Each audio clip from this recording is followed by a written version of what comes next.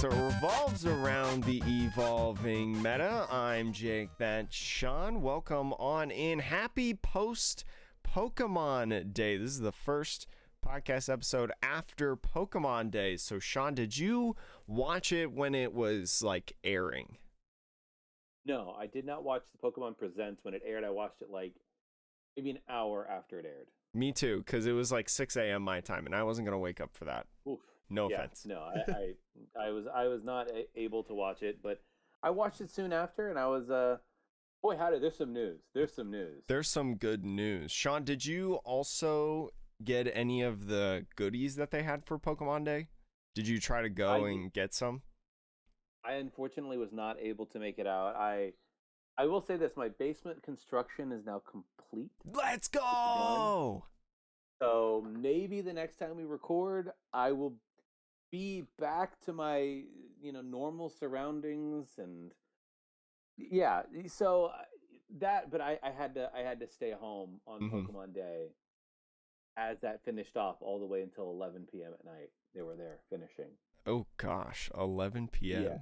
I went to my local shop, and Pokemon actually didn't send them anything for Pokemon Day.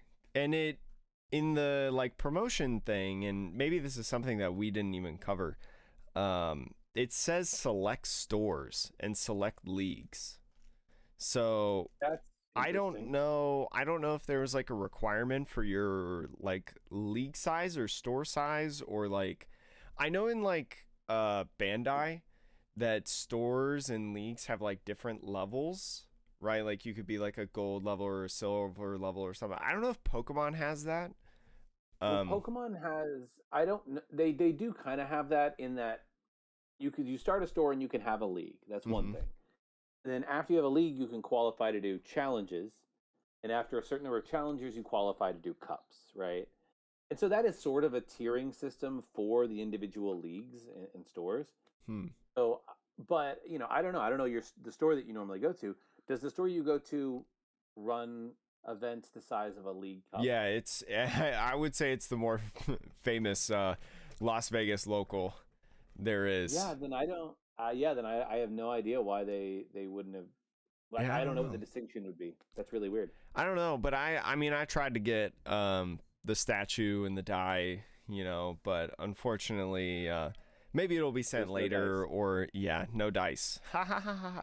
Anyways, hopefully you were able to get some. There were some really, really cool things. You can listen to last week's episode and watch it to get the full rundown on stuff. But today we've got a lot to talk about with Pokemon Day. Some stuff that has been announced for the Pokemon trading card game, but also potentially some things coming in the future that we can somewhat distinguish, as well as a lot of talk around post-rotation, decks in post-rotation, stuff like that, because I'm going to be honest, Sean, we're probably not going to talk about at the time this episode airs, we're Utrecht in Europe, the regional, it's happening this weekend. We're not talking about the results because according to us, it hasn't happened yet. Yeah, we're recording this early. Yes. For people who might want to. But I am ready for just a new format. Same. So, yeah, today is just going to be talking about what the cards we're losing, the decks it might affect, and then in the future we'll do our temporal forces set review, and then following that, just sort of looking again at like what we think are the best decks, and that'll obviously be a post-rotation look. So going into the first topic of today, and the big news of the Pokemon Presents on Pokemon Day is they announced the new game, or I guess teased is more accurate. Pokemon Legends Legends ZA, if I can speak things correctly, coming to the Nintendo Switch in 2025. Now, if you don't know what Pokemon Legends is, it's a relatively new spin-off that Pokemon did with Legends Arceus, right? That's why we got back into Arceus V-Star and things like that in the trading card game. So they've announced a kind of second game in this spin-off type series. And so this is going to be all in Lumiose. I don't know how to pronounce it actually. City over in Kalos, so Generation 6. And is going to be aimed where the urban redevelopment is progressing with the aim of creating a city where humans and Pokemon can go coexist. End quote. Sean, you didn't play Legends Arceus, did you? I did not. I know bits and pieces, and I will say I also didn't play Pokemon X and Y, which is what this game, like if Arceus was based on Diamond and Pearl, correct. And then so this one is based on X and Y, is what it's sort of referencing. It's funny because when X and Y, I think X and Y is like the only not recent generation to not get like a remake or DLC, which is so weird to me. So it's really cool that this is coming back, but people theorized for 10 or so years, that with Pokemon X and Pokemon Y, right, the next game is Pokemon Z. So now we officially have Pokemon Z in here. But the reason that we're talking about this and bringing it up in this conversation is not just because I'm excited about the game, and maybe we'll convince Sean to at least touch it, but they tease the idea of bringing back Mega Evolutions. Mega Evolutions is a mechanic that was previously in the Pokemon trading card game. Yeah, I mean, this is what's interesting, right? We had Mega Evolutions as part of the XY era of cards, right? And then remind me, during the black and white era, is that when we got the original lowercase EX cards? I know Pokemon Black and I don't know if Pokemon Black and White gave us the lower EX cards. I know that they gave us the first. No, I know that Black and White gave us the first full art cards because Reshiram and Zekrom were the first full art cards. But well, regardless, I think I'm getting my mind twisted. But point being, XY Evolutions, like that whole XY era, they had Mega Evolutions in the trading card game. And so the return of Mega Evolutions here, and the fact that it is something different, right? Like there was a Mega Charizard X and a Mega Charizard Y in the card game, right? And I'll be interested to see if they bring out a Mega Charizard Z and maybe a Mega Charizard A in the card game next year. That might be their new thing. I would bet a lot of money that it'll at least be Pokemon or like Charizard Z, but I don't know about Charizard A. That seems like a little bit too much, but you never know when it comes to the Pokemon Company. We always don't expect another Charizard card, another Charizard type, and then all of a sudden we do get one. It's like the first one revealed, right? Yeah, I mean, I guess the reason I'm thinking that, Jake, is like in Scarlet and Violet, because next year we'll still be in the Scarlet Violet era of like both the TCG and technically the mainline game. And I don't know. It's interesting. I think Lumiose. My guess is that this is going to be set in the future from X and Y because they're rebuilding the city, right? Whereas Legends Arceus was set in the past. But I'd be kind of interested to see. They called it not just Legends Z. They called it Legends Z-A. And that's what makes me think, like, okay, well, Z is the end of the alphabet. A is the first. Is this going to come to fruition of, like, future and past? Future Pokemon, ancient Pokemon? I don't know. There's something in that world in my mind. It's curious, and I'm curious of what is going to come because, like, my first knee-jerk reaction in Pokemon X and Y is, you know the character AZ, right, from the trading card game?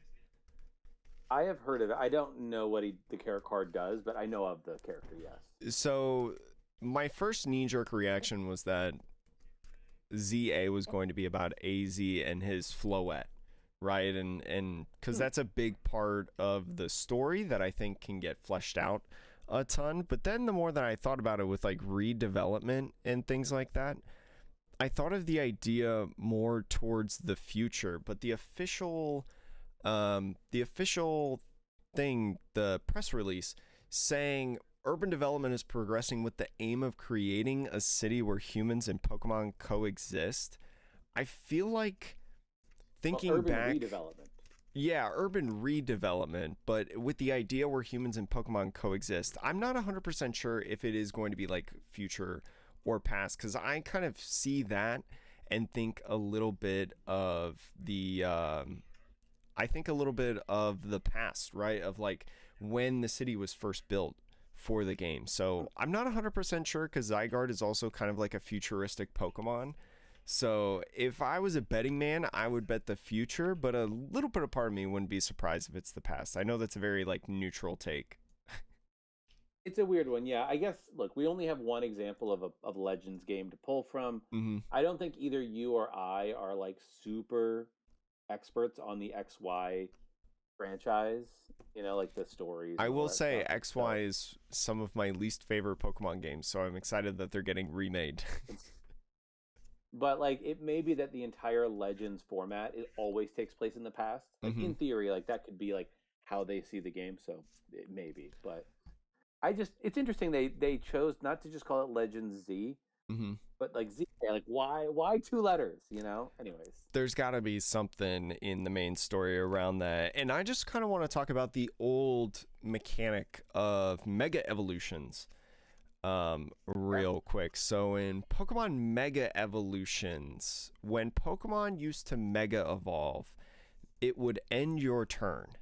So like you would, for Rayquaza, you would evolve into Mega Rayquaza EX, and then your turn would end. Unless you had this tool card, which at the time was an item card, called a Spirit Link. And so the Spirit Link, you attach it to your Pokemon, and then you evolve, and the Spirit Link basically says your turn does not end when this card evolves into X Pokemon. And I believe all of the Mega Evolutions had those, and so it'll be curious to see if they bring back this specific mechanic.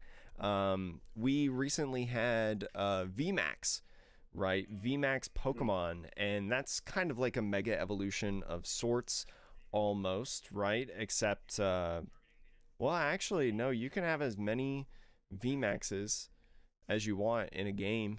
So, I don't know. But that didn't end your turn. So, I would imagine that they'll probably have some sort of spirit successor to that, but time will tell when that will come. We won't even see these cards until 2025. Like, if this is a Pokemon game coming out in 2025, is that fall of 2025? I mean, they didn't specify. There's a lot of speculation because it talked about, being available on all systems. And like, does this come out when the new Switch comes out in March of next year, most likely? Maybe it would be, there is some logic to say that this would be a good title for Nintendo to launch alongside a new system. The same way that they've launched, like, they're not going to launch a new Zelda game because they just did Tears of the Kingdom. Or you think they won't? They won't. Are you I sure? know they won't. I will put money on that. It's too soon. All right. But I will say that like there could be a Mario game in the pipeline, but for the most part, they usually want to launch with one or two headline titles that they know are going to help sell the console. And Pokemon is just such a cash cow for them. Like, it's Pokemon, Mario, Zelda, right? Like those. There might be another one, but really, those are the big ones that whenever they launch a new console, it's one of those three nowadays. So I could see it happening in March, and March is now our timeline for set releases. Temporal Forces coming out in March. So there's a world in which this launches March of next year. We get the first set March of next year that has Mega Evolutions in it. Kind of like we had Brilliant Stars with V-Star Pokemon. This next year it'll be our time, but who knows? Do you feel like in the past, and I don't have this like date alignment in front of me, so I could just be making stuff up, but do you feel like stuff like, so when Brilliant Stars released, was that at the same time as Legends Arceus, pretty much? Because I feel like, and this is just me recalling it off my head, so I could be wrong, but I feel like with like battle styles and stuff, there was always kind of like a window of time where they didn't co-align, like a couple months. Like the game would come out and like a set would come out, but then stuff about that game wouldn't come out until the next set, like a couple months later. I could be wrong about that. That's just my like, that's my So first. I will say this: your inclinations are not fully wrong if you go further into the past. Mm-hmm. I don't know the correlation between when Scarlet and Violet released the game and when Ancient and Future Pokemon were introduced. Yeah. Like technically, Miraidon is a futuristic Pokemon, and Koraidon is a. Well, I think Ancient and Future Pokemon are just like part of the game in general. Yeah, exactly. But like for Mm-hmm. Brilliant Stars, that released in February of 2022, Mm-hmm. and Legends Arceus released in January. So there wasn't much of a gap there. Okay. So I'm just So, crazy. No. I think in the No, past, yeah, there probably was more of a gap, and I think that as a franchise, they've gotten more deliberate on aligning launch windows. Is my guess. Mm-hmm. I would say it probably aligns better with Japan. And Typically, yeah. And then we're getting closer in alignment, to my understanding. Dragon Ball TCG is first set simultaneous worldwide release. Did you know that? I did not know that, but It's pretty cool. kind of surprising. But Bandai they recognize. Bandai recognizes. Mm-hmm. So. Anyways, we're a Pokemon podcast, though. And now, speaking of more specific Pokemon trading card game news, the Pokemon Presents also featured a new game coming in the Pokemon trading card game called Pokemon Trading Card Game Pocket, releasing later this year for iOS and Android. It's essentially a card collecting app. Now, in this app, you can open virtual booster packs and collect digital Pokemon cards. It's not really NFTs, but the first thing that I thought of was NFTs. But anyways, you can also trade cards in the app. It's classified as a free-to-start app. You can open 2 packs per day at no cost. And it says... And I don't know if this is like a direct quote from the press release that was given to Pokebeach.com, or, this is them just kind of beefing it up a little bit, but it specifically says at no cost. So there is an inkling that eventually maybe microtransactions will be in this new app of sorts. Yeah. Something they did say is it's a free to start game. Yes. Yeah. So not inherently always free for everything, but you can certainly get started and get a level of free stuff every day. Mm-hmm. And so within there, the cards feature 3D effects in there. Also immersive cards.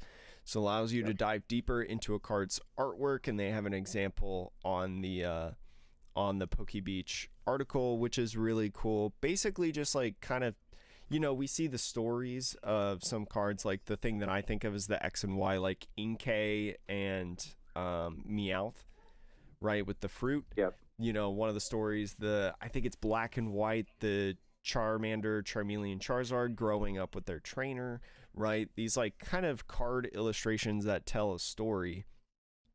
And I think this is basically for some of them just like a little mini movie, a little thing to help appreciate that more. What this will also have, which is curious to me, it will also have brand new cards that only appear in the app. Yeah.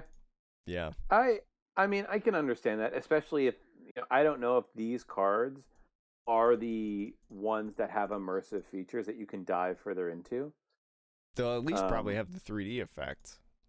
Yeah, exactly. I think they're interesting. This only digital version cards. They can play around with art styles and effects that maybe wouldn't translate well to a printed version. whether that's like certain contrasts or certain, foil quote unquote effects. Mm-hmm. I think it'll be fun. I'm sure there will be lots of people who, see one of those arts and say, "Oh, I wish they turned this into a real card." You can't tell, Sean, but I'm raising my hand. I want Yeah, the right. Lapras and the Meowth so bad. Yeah, that Meowth especially is just gorgeous. Like, Mm-hmm. I assume that this is the reason they showed this is a digital only art, Mm-hmm. but yeah, I mean, who knows? Maybe they'll do like, a special release in the future if this is successful where you can get real versions of select digital only cards like a special box set or something. Mm-hmm. Wouldn't be crazy. Many of the cards in this app use the actual illustrations as far back as base set, but that doesn't mean that the cards will be the exact same. Some of them have completely different stats. So they show in the picture in the app, there's the base set Slowpoke, one of my favorite Slowpoke cards of all time. Just truly iconic. It's at 70 HP in this, with the original card being 50 HP, as well as some other differences in stats, and even more of the new cards. So the illustration contest Gardevoir that was printed, one of the last like fairy type cards I feel like that was printed. 130 HP fairy type in real life as a promo, but in the app it's 110 HP psychic type. So some differences in there in those, and you may be curious about why it is that way, but it's because that players will be able to engage in quick battles with streamlined rules of the Pokemon TCG battle system, pretty similar to the My First Battle products that we have talked about on this podcast. I think did My First Battle win an award, No, or that was was Battle that Academy. Oh, yeah, Battle Academy. But anyways, this app is going to be directed towards the very, very, very casual player base and people, that are probably just around to just collect the cards primarily. And I would imagine that probably through these battles, you'll get some sort of awards. That's not confirmed. That's just my assumption, because why else would you have the battles in there? But I think the best way to think about this for people that have played other card games is this is a very similar situation to Duel Links, right? Yu-Gi-Oh! Duel Links. I think that Pokemon and TPC, that's another thing. This is a TPC project, the Pokemon Company product in Japan. They're trying to get inside that market of the casual players a little bit more with the actual game itself. Um, so yeah, Sean, how do you feel about this overall? I look, I'm not gonna knock them for trying something. To be honest, I'm Mm-hmm. like, I think that your point about Duel Links is good. I don't know if Yu-Gi-Oh has another card collecting slash game app that works for They mobile. they oh, mobile? I don't know, but I know they have Master Duel. They do, but mobile is for Yeah. me the thing that matters because Pokemon TCG Live was designed to be a mobile first experience, right? It's And definitely a mobile cook experience. well, sure, Frying but your battery. if you look at if you look at like the actual design of the app, the choices that they made, I Mm-hmm. think they went into it saying we're going to have the largest player base. We're going to get more players if we focus on mobile as the primary platform. Mm-hmm. Um, and so it's this is an interesting one to me because this is a clear. I imagine there are people in the North American side or the Western world side of Pokemon that are sitting here like smacking their foreheads because they've probably been pushing to get a mobile game for years. Finally, they went out, made their own from the work that they'd already done on ECGO, spent years developing that. And like, what does Pokemon TCG Live allow you to do, Jake? It It allows allows you you, to collect, battle, not trade though.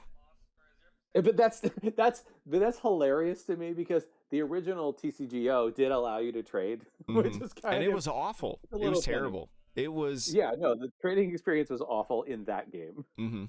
I am very But thankful for the dusting system. If they did one thing right, it was that.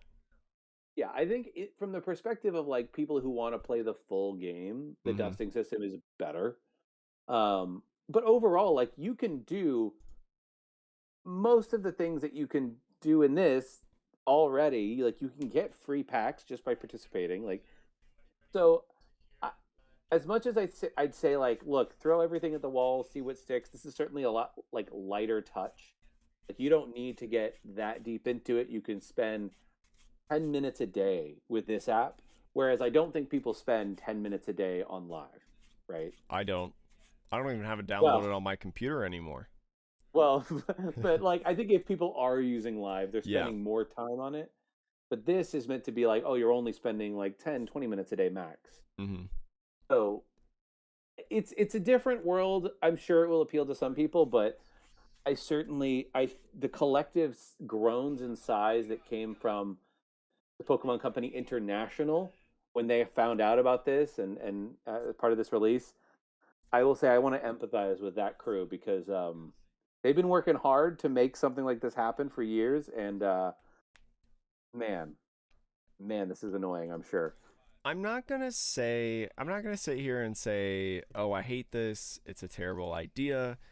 Things like that, because I do think that it's like, after thinking about it a little bit more and seeing people's conversations and thoughts about it, I do think it's a good idea, right? Because if you think about the difference between TCGO and TCG Live, again, about the whole trading, I mean, I made the joke about trading. It's true. Like, for a casual player, the only thing that you can do is collect. And it feels like a lot of times that the Pokemon TCG Live doesn't fit that incredibly, or it's not niche at all. The player base is actually niche, but Pokemon TCG Live doesn't fit that mold of a casual collector, I think, is the biggest thing. Like a vast majority of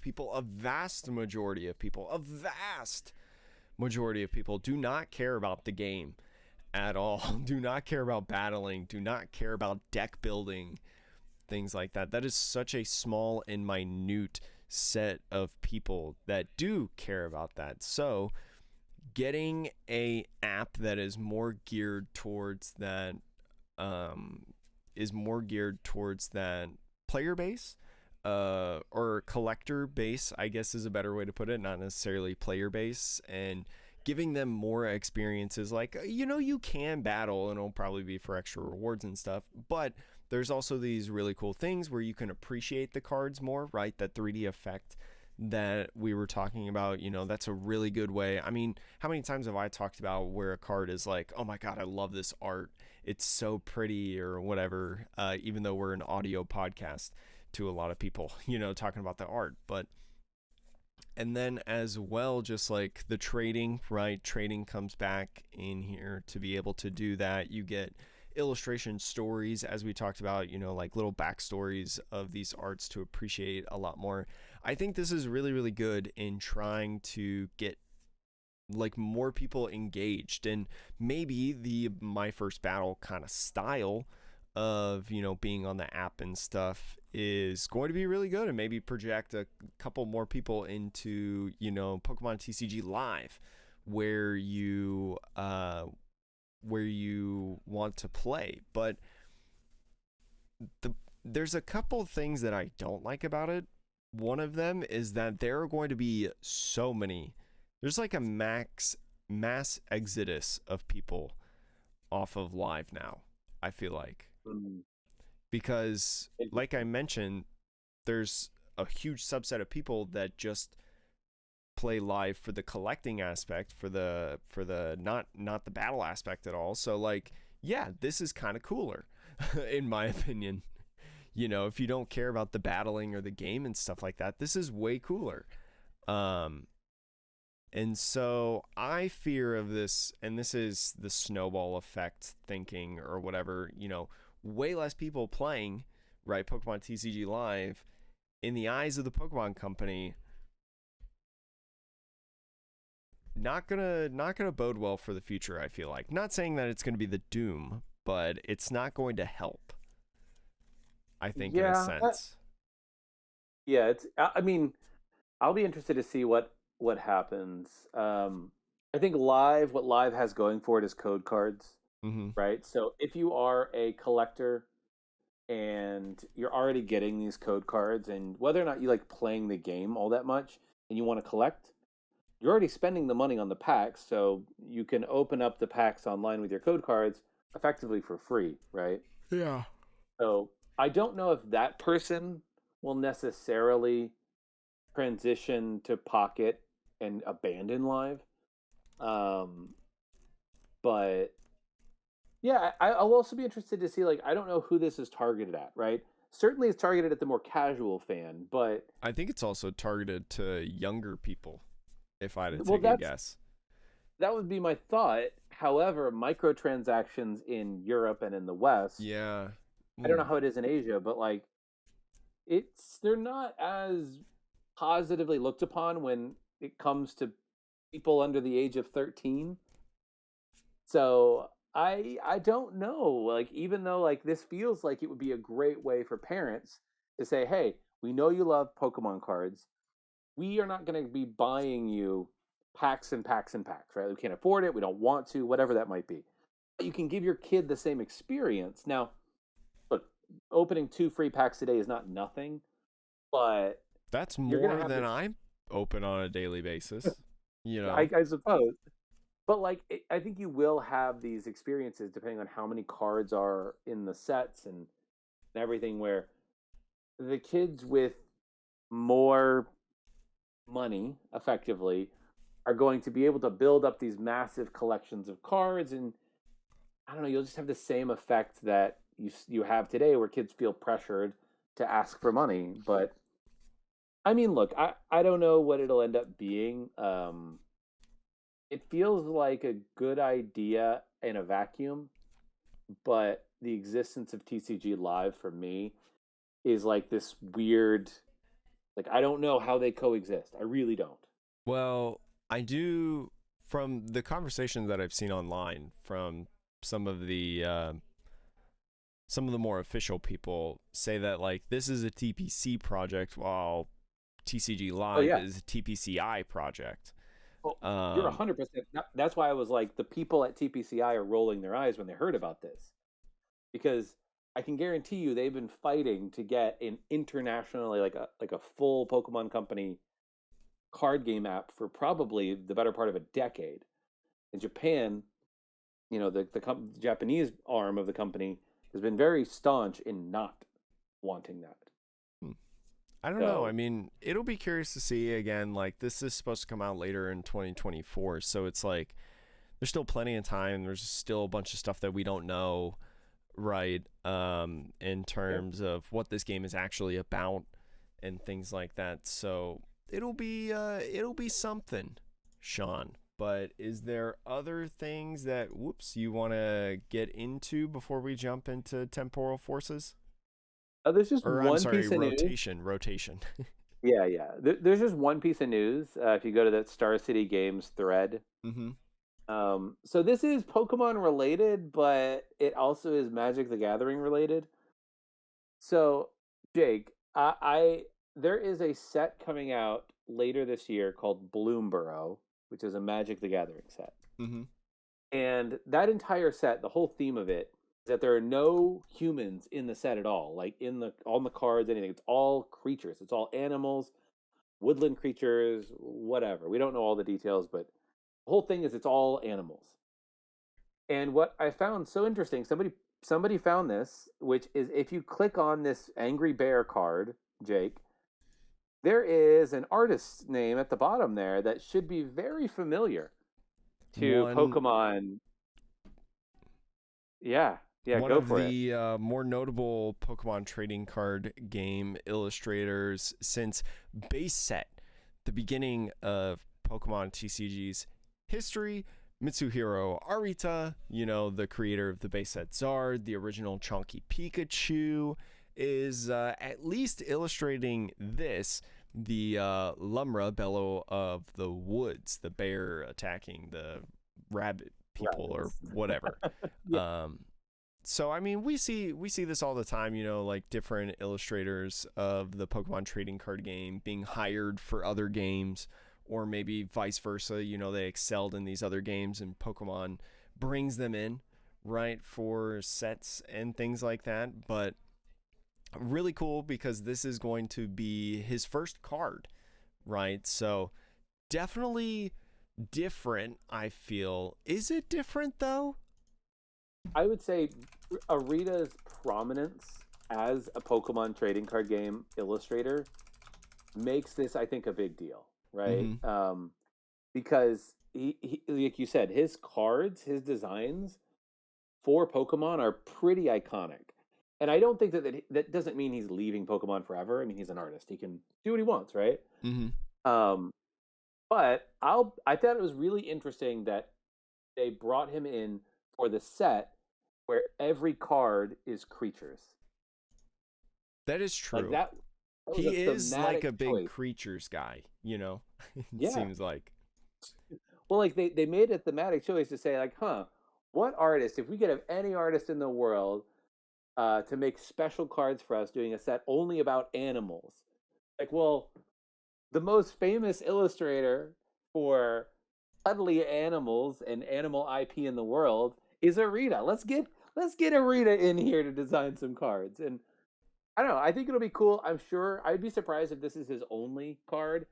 I bet he has like a number of cards in the set that he will have illustrated. And I think people who love collecting Arita art specifically, I think this is a fun little, like, an outlet that you can, like, oh, I can go, and yeah, I would be very interested to see if they do any special cards that are more cartoony in style, like almost Pokemon in style, as a secret layer or something for Magic with Arita. Like, to me, that would be like the ultimate get. This reminds me a lot, the Magic the Gathering card that they showed kind of reminds me of Lugia V. Lugia V from Silver Tempest, one of the cards that he illustrated, kind of has that like more realism effect, right? It's very hard to explain. But if you look, and on screen, Sean can't see it, so he has no idea that I've been doing this. But I pulled up on PokemonCards.com every single card that he has illustrated, and especially in the last couple years, I feel like we've seen more of this kind of style of like realism in terms of illustrating Pokemon cards. Because if we kind of scroll, oh man, there's so many pages of Pokemon cards. I think his style kind of fits this really, really well, especially like it's so much more different and so much more detailed and intense than like the GX days when he did all of those tag teams, right? I think he did every single tag team in terms of the base art. I think he did. So just again, a really neat little tidbit if you're a Mitsuiro Arita collector. Another little outlet for you to collect. I always love seeing his. You don't know about this, Sean, but his Twitter. Twitter is so funny. I'm pretty sure it's controlled by somebody else, right? Because he's famous, he's big time, right? He's probably got somebody that does that. But anytime like someone talks about a card that he illustrated and tags his account, he always like quote tweets it, and he's like, I was hired to illustrate this card, and then he like provides his link. And it's just like really funny. It's so goofy. But anyways, Sean, let's get into what a lot of people, including myself, are excited for in the Pokemon trading card game rotation coming up. Sean, for anyone who does not know, rotation is a yearly event that happens it's yearly, right? I'm pretty sure it is. Yeah. Almost always. Technically, there have been years they've skipped, but almost always yearly. I think that was the pandemic, right? They skipped because of the pandemic. I've heard they skipped another year sometime in the past as well, but it's very Anyways, uncommon. the yearly occurrence of cards leaving the standard format. So, all of the cards that are leaving are through Battle Styles and Fusion Strike. Now, not every single card in those Well, sets. They have to have the mark, right? well, yeah. So actually, there are cards from sets after Fusion Strike that are also rotating Oh, are there really? because, yeah, because they have the regulation mark E. They're Oh, not yeah. that many, but there are a few. There are a few. Mm-hmm. Including So it's Brilliant Stars and Later is what yes, it says exactly. on Justin's website that we have pulled up. So, Sean, let's talk about some of the more impactful cards that are leaving the format. What are kind of the first section, I guess, is I I don't know mean, how you want to do this. I think the biggest overarching thing that we're losing is largely like the whole single strike, rapid strike, Mm-hmm. fusion strike engine. Like all of those engines and their cards that go along with them. Like I don't know if there's maybe like a random fusion single or rapid strike card that stays in format that whether or not it's good or bad. But the whole concept around that engine is kind of it is exiting effectively.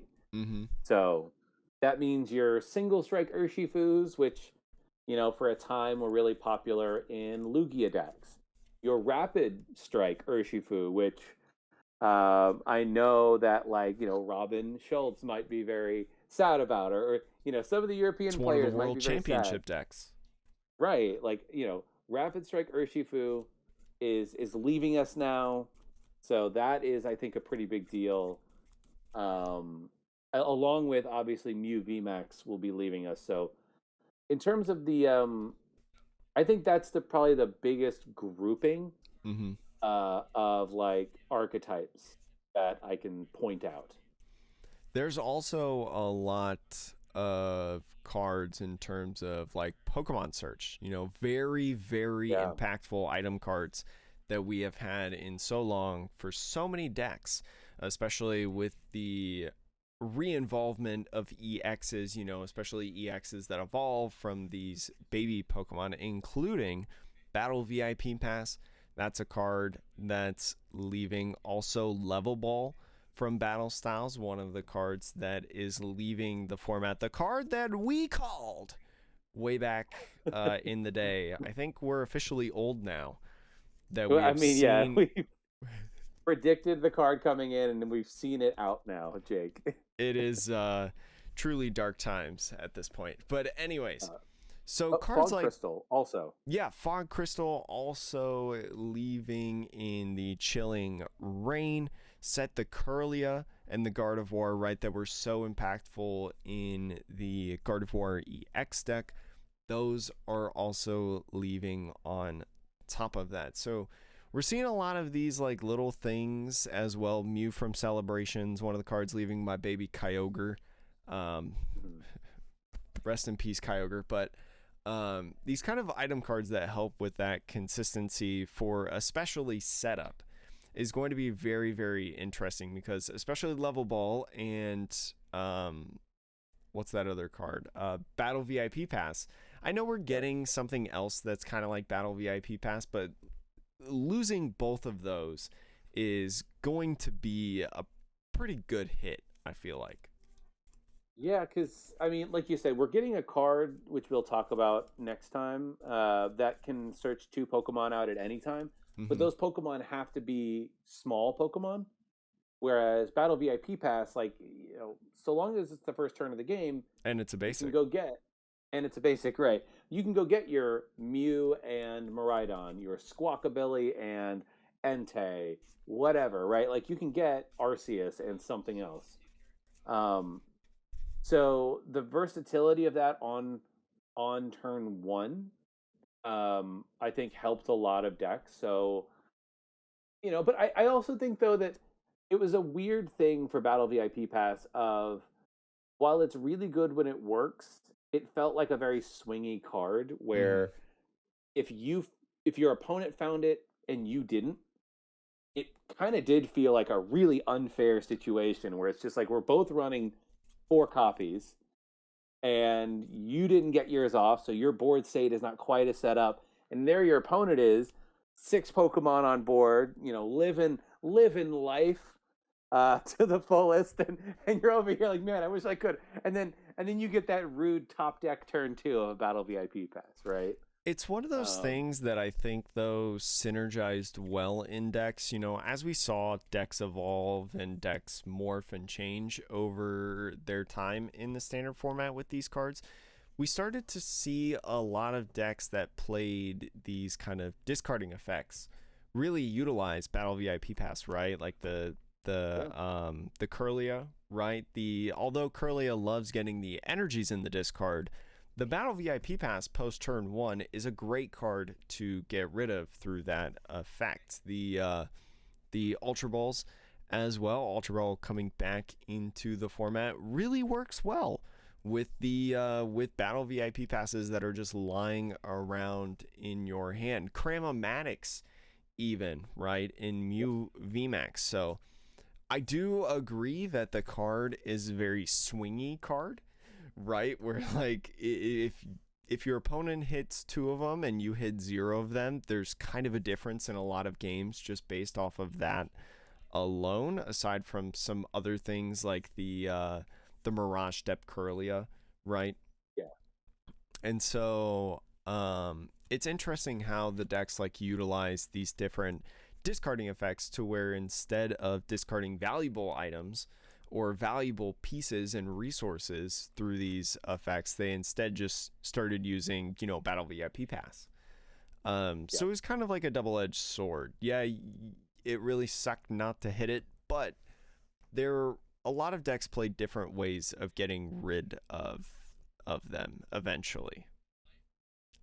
I wanted to move on now to like some of the supporters that we're losing, because I do think there's a lot just in general, but there's kind of a smattering of them that I would say are really good, like consistency supporters in weird ways, or like I don't know how to explain it better, but like there's something in my mind that says that Clara, Melanie, and Raihan, they occupy a place in my mind of like, it's not your go-to supporter when you're building a deck initially, but a lot of decks really wanted 1, 2, maybe 3 copies in the case of Melanie, right?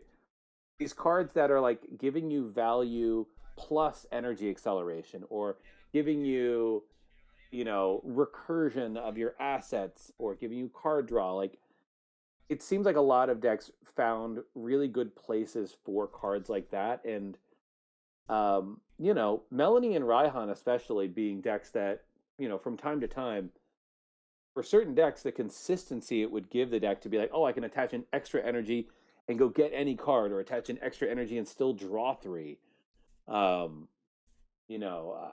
I don't know how many supporters we have that are as broadly applicable for those types of purposes in format after this leaves. Mm-hmm.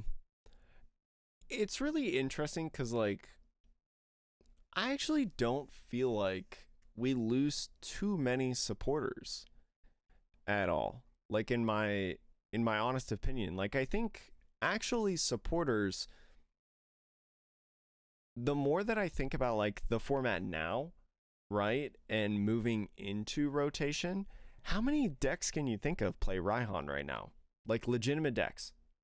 Yeah, I mean, that's fair. How many can you think of that play Melanie? Right, I can only think of one that plays either Raihan or Clara, and it's Sablezard, Lost Box. Yeah. So it's yeah. And even Mew VMAX, like Mew VMAX was going away from Alyssa Sparkle, right? It's true. I think, yeah. Look, not as many decks are playing them now, but what I liked about those cards is that I think right now we're in a format where, supporter wise, I could be wrong, but it feels like you sit down and then there's a staple of like 4 or 5 supporters. Every deck almost plays the exact same 4 or 5. Iono, Research, Boss, Judge, the maybe, Judge, Roxanne in certain decks. Mm-hmm. But like, generally speaking, all of these cards, except for Boss, but all the other ones are kind of doing the same thing, right? Which is like basically either ditching your hand and drawing a bunch, or putting a bunch of cards from your hand into or on your deck in some capacity and drawing a number, whatever Mm-hmm. that number might be. And while I love that from like as a player, everyone likes consistency. I do think there is genuine value for the game to have additional supporters that are really interesting. Like maybe the other two that you would consider right now that offer more value in different ways is like Arvin, I think is seeing a Oh lot yeah, more Arvin. love. Mm-hmm. And in certain decks, you could maybe argue Irida is a Mm-hmm. really good card. So Arvin and Irida are maybe that like your utility supporter in those circumstances. But I don't know. I liked Raihan and I liked Melanie and even Clara because they were supporters that they wouldn't go in every deck, but for certain decks they'd be a really smart choice, and they weren't like Elisa Sparkle. They weren't limited to just one archetype. Basically, Mm-hmm. it's like no, if you're clever, you can build something really interesting, and you have these tools. And I feel like we have a lot of hammers because the whole format kind of looks like a nail. Not crushing If that makes hammers sense. for No, for anyone no, curious. Although I think crushing hammer is in format, right? it is an Just enhanced nobody. hammer is getting a reprint. Yeah, So that's right. crazy. One of the cards that Anywho, is, oh, actually, we can also include Cheryl in that conversation too. Cheryl was yeah, really instrumental for a time. Rapid Strike Urshifu VMAX, right before literally everything just one hit KO'd each other, um, with these big yeah. I mean, VMAXs. Cheryl Avery also is rotating, and I think that's seen play in certain archetypes. Mm-hmm. But yeah, it's oof. What were you gonna say though? Otherwise, I was gonna say that one card. Whew, sorry, it's late over here for us. Well, late for Sean, not really for me. But the one card that I will not miss as it gets kicked out of the door is Path to the Peak. Sean, that yes. card is leaving. That stadium card.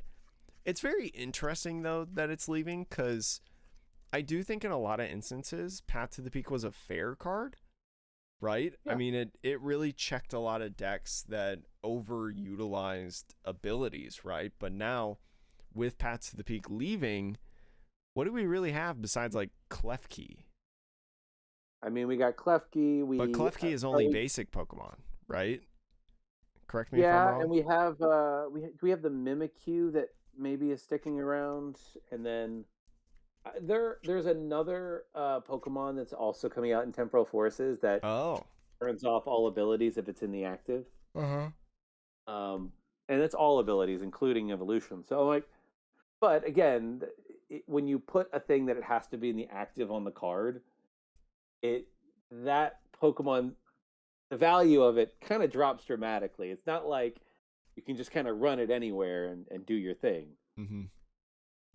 So I don't think we have anything quite as all encompassing as Path to the Peak.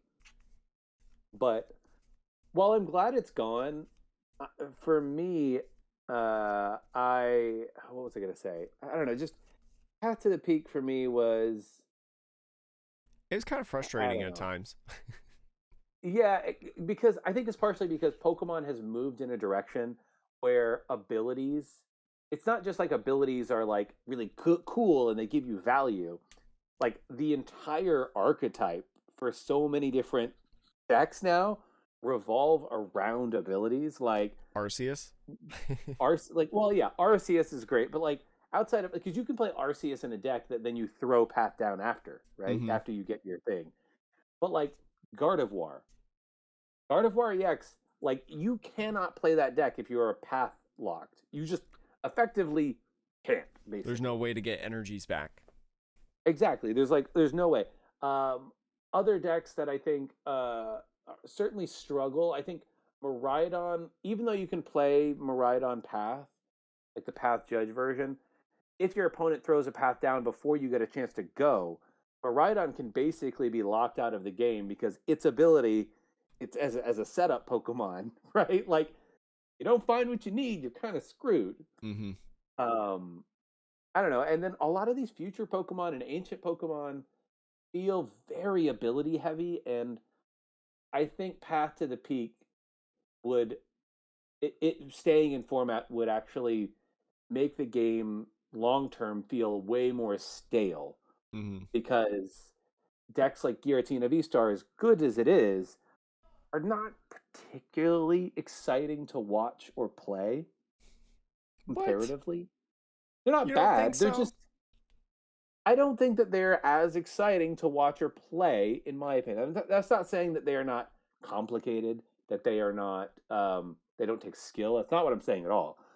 But I'm saying, as somebody in the game, you play against a Giratina V Star, they do what they do. They throw a path down, and if it sticks, you're just kind of sat there like, well, I mean, I know exactly what you're going to do. You're going to power something else up and attack, and power something. Like there's not a lot of. I don't know. That's my thought. I'm really curious to see how deck building goes from here after Path to the Peak, because we see a lot of decks that just kind of auto lose to Path to the Peak, right? Like Lugia and, Yeah. like some decks like Maridon and things like that. Maybe not auto lose, but like pretty close. That will literally run stadiums, not necessarily for the direct or passive benefits that that stadium provides to the player, but literally just to counter Path to the Peak because we don't have something like Field Blower in format. We have lost vacuum. Well, I mean, we have Lost Vacuum, but like I was It's saying, the like same thing. it's just yeah. Except you have to give up. Well, Lost. Yeah, you do. I think Field Blower is actually better than Lost Vacuum for sure.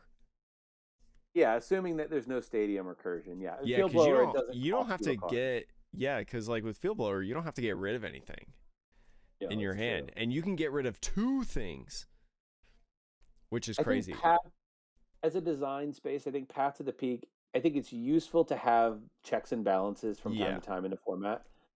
But it feels like Path to the Peak was really putting a stranglehold on what the designers wanted to do with the game for the next year or two. And also, like you were saying, like if other people are playing Path, you feel compelled to play Stadium cards yourself, whether or not it makes sense for your deck.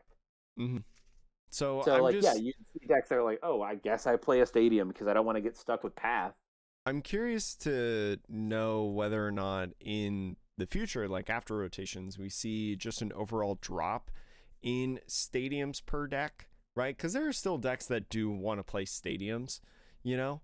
But especially without Path to the Peak and not having to worry about a stadium counter card per se, I'm curious to see where that number goes overall and how like deck building adjusts to maybe not necessarily stadiums in the format, because I think there was a time like after power plant and stuff rotated and the prism star stadiums that we didn't really have stadiums in format for a time Yeah. being until chilling rain came out, and then we really started playing stadiums again.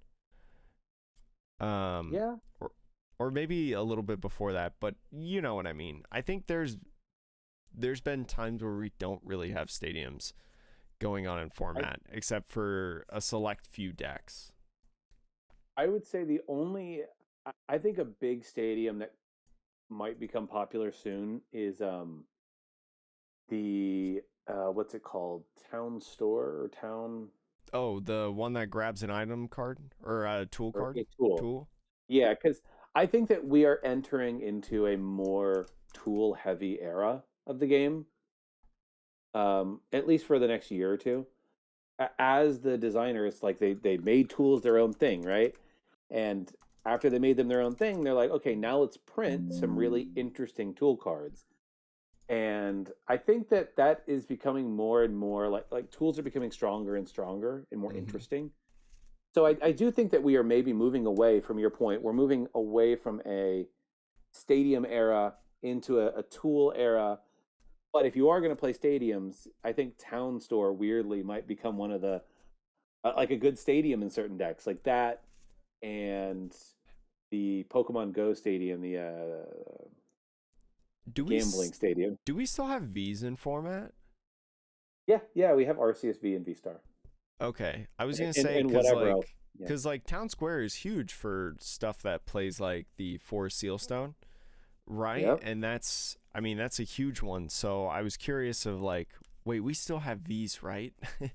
Because yeah, like we will. if there are no V's, then Forest Sealstone value goes non-existent, and then if Forest Sealstone values go away, then also so inherently does Town Square, I think it's called, the stadium that you were Hmm. talking about, Yeah, or Town I mean, Store. yeah, we do have V's, so Forest Sealstone sticks around. So Mm-hmm. yeah, it'll still have value, and people will, you can play Town Store, you can play Arvin, or maybe some very specific things for your deck. But um, the next one I wanted to mention, because this is a big one, Jake, is we Mm-hmm. are losing Escape Rope. Oh yeah, escape rope in battle Yeah, styles. That's an yeah, old one. that's a big one because Escape Rope is one of those cards that like it feels like it kind of comes in and out of formats. Mm-hmm. Like it's been printed a bunch of times. There was a window before it came back out in battle styles for maybe a year or two and it wasn't. But when you and I started playing the game, it was in format. So it's rotating out again. But I think this is a really big one for a lot of decks that like, a lost box deck. That's big, Mm-hmm. not having escape rope. The whole like Entei Iron Valiant strategy really loved having four more cards that switch out Pokemon. Um, and I think the other thing that losing escape rope is going to do, Jake, is it's going to force people to reconsider Iron Bundle as a valid deck card. Mm-hmm. We You also remember what Iron lose. Bundle does? Yeah, yeah, yeah. It goes to Okay. the bottom of your deck. Does Iron Bundle Oh go to no, the bottom or is it discarded? it's discarded from Discarded. play. So discarded from play, and then it forces your opponent to switch something into their active. Yeah. Yeah, yeah. You don't have to do anything for it, right? Like you just No, have to put no. them in the bin. Yep, exactly. Okay. So yeah, so it's just like a one-sided escape rope per se. We also though, kind of talking in this same thing that I thought about, we also lose cross switchers Yep. in Fusion Strike. So a second kind of switcheroo effect. This one a little bit more forced on your opponent because they don't get to choose what they're bringing up, but still that kind of gusting, annoying kind of essence, trying to get something trapped in the active or just disrupt your game plan overall. Yep. Those two things leave, and I kind of like the idea, especially because we have Prime Catcher and then Counter Catcher in Yep. format. And boss. Yeah, and just boss's orders, being around all the time. So and Pokemon Catcher, right? Is Pokemon Catcher still in format? I believe Pokemon characteristics around. I could be wrong, but there's Uh, another option. yeah, if just like different different gusting options are still available, right? It's not like 2019 where all we had was custom catchers, right? As the gusting in the format. Man, Yeah. when those cards blew up, that was insane. That was a wild time. But definitely some impactful gusting effects leaving the format. But honestly, like especially with those cards, right? I think of like cards that really love using them, and you talk about the Lost Box decks, right? You Yep. still have Switch, you still have Yeah. Switch cart, things like that. You Yep. still have some switching type options as well as like I mentioned with the Prime Catcher, and also utilizing some gusting effects and stuff like that. But even like control decks, right? I feel like control decks primarily like seeing now counter catcher as its point. I mean, obviously the escape rope was nice and it was definitely useful, but you still have plenty of options. And then I'd imagine that something else will get printed. That's some sort of item gusting effect. Maybe even like a two of item gusting effects like cross switchers, like custom catchers that'll come back. I mean, yeah. Like it definitely is possible. I just I think it's crazy that it's rotating a little bit because it has a big impact. But I do like like you said, we have counter catcher. We also have like, boss and Hmm. the prime catcher. But I like the fact that Iron Bundle will probably see more play because I think it's an interesting card, right? Like a Yeah. Pokemon that discards itself to force only your opponent to switch. And they're printing more cards where like they have effects if it's in the active position. So they're trying to encourage, I think, players to actually lean into those cards that have abilities that only work in the active and have a negative effect on your opponent. Well, you can't use Iron Bundle if like Klefki's in the active, right?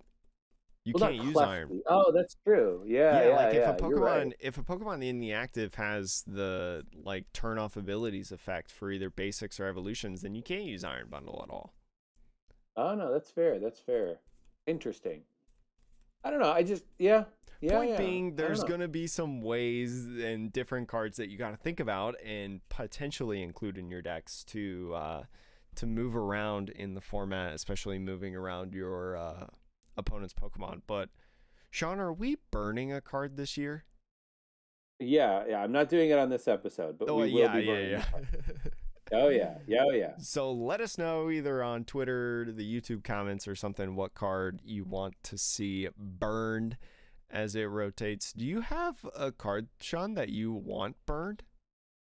I mean, I have thoughts. What are We your could discuss thoughts? them.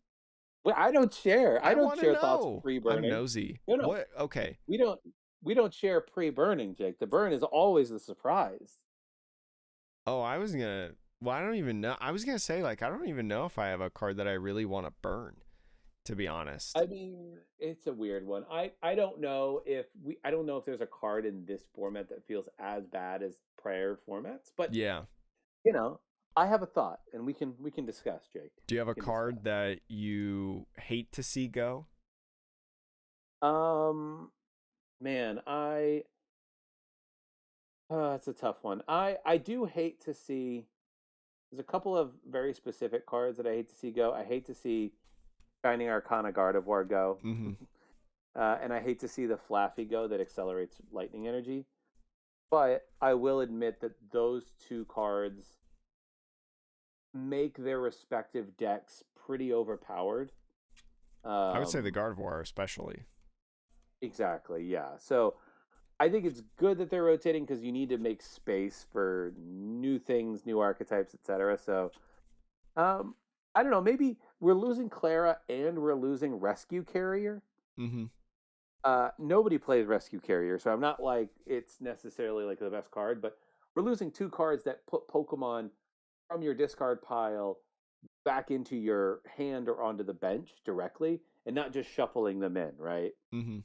Um, and so like maybe they'll print something that probably is similar to that, but I do like that as a concept because it encourages people to play weirder decks that maybe you don't have there's never enough copies of a certain card that can go into that deck, so you need quick and easy recursion. So I'm honestly gonna really miss celebrations as a set. hmm, Funny enough, yeah, I look at the cards that are rotating in celebrations, like the Yveltal from celebrations was really funny, in control decks for a little bit, discarding those special energies.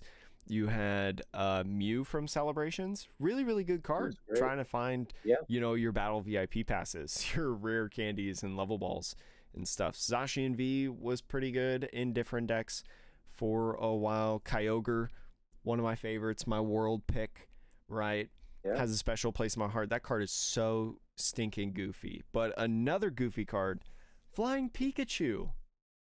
I'm gonna yeah. miss that guy. I The mean, big balloon. yeah, I think Mew is a really interesting card that like it feels not that far away from Jirachi. Well, Remember Team Up it's the Jirachi? successor of Jirachi for Right. sure. But the problem with I think when Mew was printed, it existed in a world where it was kind of surrounded by other cards that maybe did its job better. And what I mean by that is like either you had straight draw power in the barrel and Curlia and whatever, or like Mew only gets you item cards. So like hey, the second they change the tool ruling, you're all of a sudden like, well, that's one card I can't grab. Mm-hmm. And then you also they printed cards like Irida and Arvin. Yeah, like not they were all kind of in format for a decent amount of time together, where it just kind of felt like the thing that Mew was supposed to be so good at, which is like being the one that you send up after every Pokemon gets knocked out. It's your little consistency engine. All these like little changes to rules and cards they added just kind of chipped away at its goodness, to the point that it ended up kind of being a card that you didn't really end up seeing as often, which was a little sad. I'm just glad it wasn't as good as Jirachi. Jirachi was an insane card, especially with the escape board. No, yeah. Well, no. I mean, yeah, because Jirachi grabbed any trainer card, but with a skateboard, because Jirachi put itself to sleep, and then a skateboard was like, regardless of your special condition, you can retreat. So whether it's paralyzed or asleep, that sucker could move in and out of the active every time. So yeah. I'm glad it wasn't as good as that, but it's definitely like Celebrations, in my opinion, was such an underrated set for competitive Pokemon. I thought it was for a mini set. It's probably what I consider as one of the best mini sets that we've had in recent memory. That could be up for debate, but I think it beats Hidden Fates. Yeah, because Hidden Fates had the Jesse and James, which was really awesome. Which eventually got, I think, banned or something like that. Well, it definitely got banned and expanded. I don't think it got banned. It didn't get banned in standard. That was Belelbo and Bryson, man. But it did get banned and expanded. Hidden Fates was good. Hidden Fates had some good cards, but Celebration's great mini set. Yeah, totally agree. And just a great set overall, because it gave all those. Like, the more that I think about it, the more I loved Celebrations. I didn't really open any of it, but like having those cards come back, those legendary cards, that was so cool. And then a lot of the cards in the mini set part of it were really cool. So it's like, man, can we do another one? Please. Hey, 30th anniversary. That's the goal, right? I still have to wait, like, what is it, 2 years? Is it 3 years? 4 years? Or 3 or something like that, yeah. Oh, God. Oh, it's going to be so long. But anyways, when that happens, we will talk to you about that on the Metapod podcast. Anything else you want to talk about, Sean? That's it. Thank you so much for listening or watching to the Metapod podcast. The Pokemon podcast revolves around the evolving meta. I'm Jake, that's Sean, and we'll see you next week.